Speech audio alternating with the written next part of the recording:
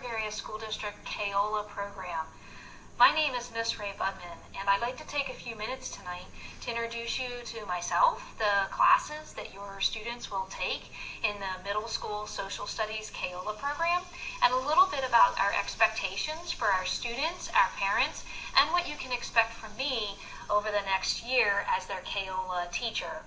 I thank you very much for coming to Back to School Night, and I really look forward to working with all of my students throughout the year and getting an opportunity to help them to be successful in the CAOLA program. So once again, thank you for coming to Back to School Night in our virtual program. So I've been a teacher at Mechanicsburg for 24 years, and all of those years have been at the high school. And so this is my first year in the CAOLA program as well. I have three children who also all attend Mechanicsburg. We have a cat named Felix, My excitement for this year is about trying something new and also giving our Mechanicsburg Wildcat students an opportunity to use CAOLA this year given the circumstances. So I put a few things on here to not only introduce myself but a little bit about the classes. The easiest way to contact me is through email. Office hours are through email, so it's when I answer emails right away. But you can email me at any time. I may not reply to the email immediately, but I will answer it as quickly as possible. Also, I put the courses that the students are taking, 6th graders, 7th, and 8th graders. I'm doing all three of their classes, so it gives you a little idea of what they're going to be learning, and they are pretty close to matched up with what they would be learning if they were at the middle school building itself. I put a few tips on there, and then I'm going to talk about a few other things about CAOLA here in a few minutes. But a few things you want to try to keep encouraging for your children, your students. It's not a race. Especially this week, everyone's very eager. Nobody wants to get behind, which is great. But quality is going to be really significant, not quantity. And I'll talk a little bit about the due dates here in a minute, but they need to make sure that the work they're doing is good work. Just like if they were sitting in a classroom, my job as a teacher is to say to them, this isn't quite right, or you need to add this, or that's kind of my job. And I will try to continue to do that. And so we need to keep after them about the quality part. We also need to have you, and we will do this as well, to encourage the students to use tools. There are a lot of things in Odyssey Ware that they can use to help. There's a read to text. They get tired of reading all the passages. You can click on it. It'll actually read the whole thing out loud to you. There's a translator. There are ways they can take notes. There's all kinds of different tools that they should play around with and that you can maybe encourage them. Maybe they're getting a little tired by the middle part of an afternoon and you say, you know what, why don't you have the next part read to you? And it gives them a little bit of a break. And the last of the tips is just to be persistent. We're going to try to really push this with the kids, and obviously we need your help at home. If their work isn't done well enough or it's not complete, we're going to just give it back to them and reassign it. And that might frustrate them, especially in the beginning, but that's what we want to build, that persistence, that resilience. We want to make the students continue to be better students, not just do it and do kind of a part of a job and get a bad grade on it. We would rather continue to work with them. So try to encourage them to be persistent. As you know, the CAOLA program still keeps our students as Wildcats. So the district mission statement is still really important to what we're doing. We are in this together, and I tried to highlight some of the things I think will really be important in CAOLA. Being resilient and self-directed. That's really what our students are having to do with the CAOLA program. They've got to work on things their own. They have to use their communication skills. They have to ask for help of their teachers. They need to email when they're not sure. We need them to think creatively of how to find resources, how to complete things. It is a challenge. It's as new for them. It's new for us. And they need to kind of think as a different kind of student. And I think that will really push them to be productive and responsible. So just a few things from the mission statement that we want to try to tie in. So I took a little screenshot of one of the first set of lessons from this week, and this is from 6th grade, I believe. But I wanted to use it as a little bit of a reminder of some things that I've seen a lot this week, and I've been a lot of emails from parents and students. So we'll start with due dates. So when the students open their grade book up, it looks similar to this, only obviously it won't have that part. And here in this column, it says a due date, and you'll notice it just sort of sets it up like there's 3 this week, and then there's a few more next week. And this is for one of the 6th grade classes. These due dates are based off of pacing. They're not due dates like a traditional due date. If we were in class and I said, everyone pass up your papers for mapping the earth, and it was due that day, and if you didn't turn it in, it was late. The due dates on Odysseyware are not set by the teachers, they're set by the program, and it's just to keep kids on pace.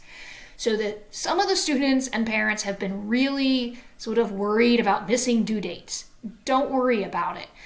If they need more time to do it well, they should use more time to do it well.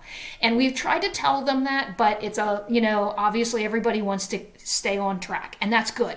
If a student really falls behind on due dates, we will reach out to you. We will reach out to them and say, okay, look, you're too far behind. Obviously, we can't have you the students can't get so far behind that at the end of the, semester they have 20 things that they have to do. So the due dates are for pacing. So please don't get, too stressed out if you open it up and the kids have a bunch of due dates that says overdue. If it's just a day or two, it's not a big deal. And as long as the kids are continuing to work on them, that's all that's important. In fact, you'll see that this student did this one the day after it was due and this one the day after it was due, and it doesn't matter. As long as it gets done. Also, you'll notice that here in blue, these are the max attempts at each thing. So at a lesson, the L's are lesson assignments, you get 3 attempts and then you're done. So this person actually maxed out at 3.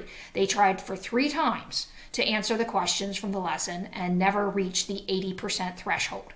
Keep in mind that on a lesson, the L ones over here, they can use the readings to answer the questions. It's you read the passage or watch a video and then the question appears and you can go back and forth and look for the answers.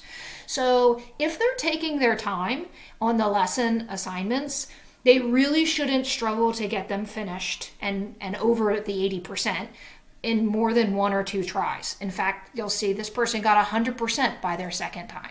So this is an important column to pay attention to. Also, they only get 1 attempt at a quiz and 1 attempt at a test. They should never start or open a quiz or a test until they have everything ready and they have studied and prepared, because once they start, they have to take it. It will time out if you just sit there and don't do anything, and then it's already finished. All right, so it is important for kids to make sure they don't start quizzes and tests. The last thing, and this has been sort of already an issue only a few days in, is they need to go in order. You'll notice that this student didn't finish the quiz. Then they skipped ahead to this lesson, which they didn't even meet the 80% threshold. Then they started a project, which isn't even due till the 16th. So while it's nice to think that some students are eager and want to work ahead, and that's okay a little bit, Odysseyware is built to go in order, and we want the students to go in order.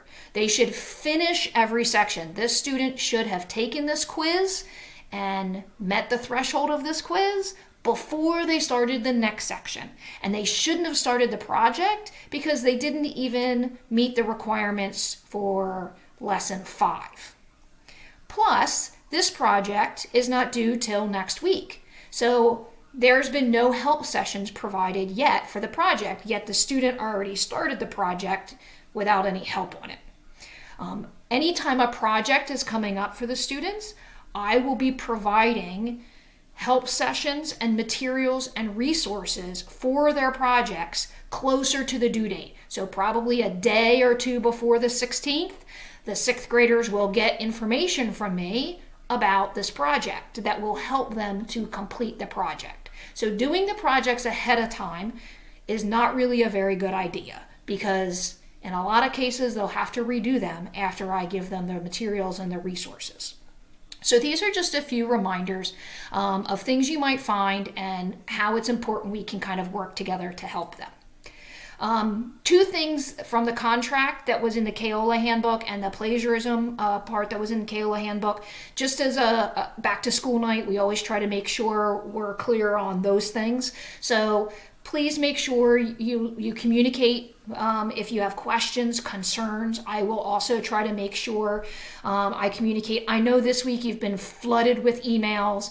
I'm sure once we kind of get the hang of this, we'll be better at, kind of combining things. But right now we're trying to make sure everybody knows what they're doing.